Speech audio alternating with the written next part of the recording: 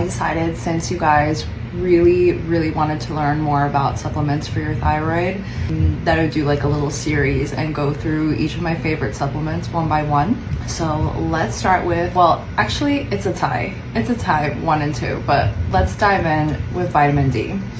This is the most overlooked vitamin because it just sounds so basic. Like, yeah, vitamin D, whatever, I go out in the sun, but it's actually not that simple.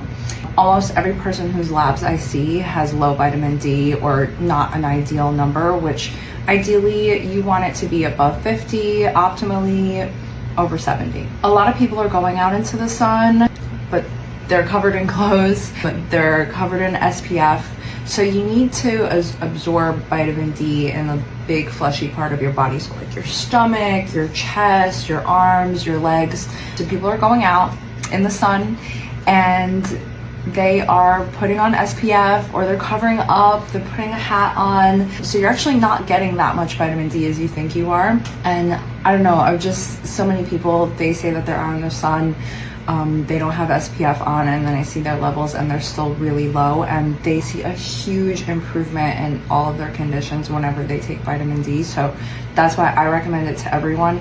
Also, it's amazing for your hair, skin, and nails. So many people come to me and they're like, have brittle hair or like a lot of hair loss. Their nails are like so thin and flaking off, and it makes a huge difference. You'll see after a few weeks, like you'll feel like strong nails, strong hair.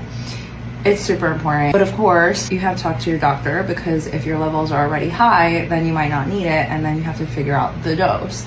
So the dose, it can be anywhere from 400 units a day up to 10,000 units a day. So that's why it's important to get your lab work before taking it, so you know what dose to start. Most people that I see usually benefit from taking at least 2,000 a day, but ideally 5,000 units a day. And it's important to take this with vitamin K2.